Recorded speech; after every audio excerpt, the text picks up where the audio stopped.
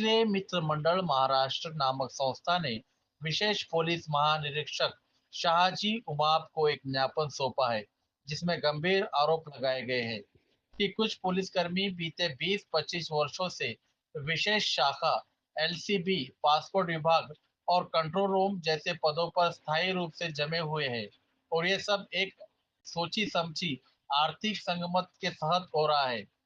ज्ञापन के मुताबिक कागजों पर दिखावे के लिए तबादले किए जा रहे, लेकिन जमीनी हकीकत कुछ और ही है। लोक श्रेय संस्था ने यह भी सवाल उठाया है कि क्या परभणी पुलिस में खास वर्ग को ही हर सुविधा का हक है? यहाँ भी सवालिया निशान है। बाकी कर्मचारी क्या सिर्फ देखने के लिए है? ऐसा भी सवालिया निशान बनता है। इस जमे हुए अधिकारियों पर अवैध धंधों को संरक्षण देने का भी आरोप लगाया गया है, जिससे कई बार वरिष्ठ अधिकारियों की कार्रवाई नाकाम हो चुकी है। संस्था ने मांग की है कि ऐसे कर्मचारियों को तुरंत उनकी मूल पोस्टिंग पर भेजा जाए और आवश्यक हो तो उन्हें पदमुक्त किया जाए। क्या परभणी पुलिस महकमे में साफ सफाई का वक्त आ गया है? ऐसा सवालिया निशान है। लोक पुकार न्यूज पूछता है, क्या यह मामला जांच के दायरे में आएगा या फाइलों में दब जाएगा? ऐसा सवालिया निशान है। लोक पुकार न्यूज, आपकी आवाज, आपकी शक्ति। परभणी पोलीस दलातील 25-25 वर्षापासून अनेक कर्मचारी संलग्नच्या नावाखाली पदस्थापनात आहेत.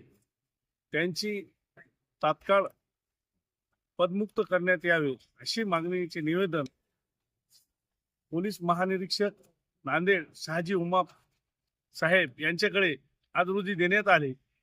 सरांनी सांगितले की कोण कोण त्याच्यामध्ये काय आहे त्याची मी सखोल चौकशी करणार आहे.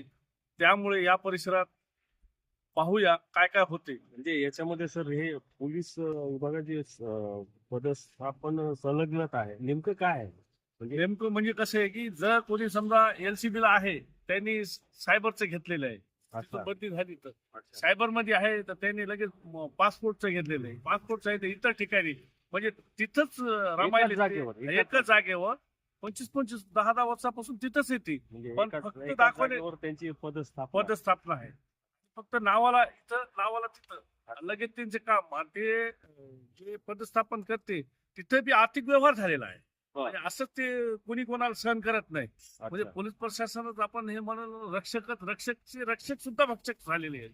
म्हणजे सुरुवात भ्रष्टाचार पोलीस प्रशासनामध्ये सुद्धा चालू आहे. हे जी सखोल चौकशी मला खात्री आहे की उमाप साहेब 100% करणार आहे.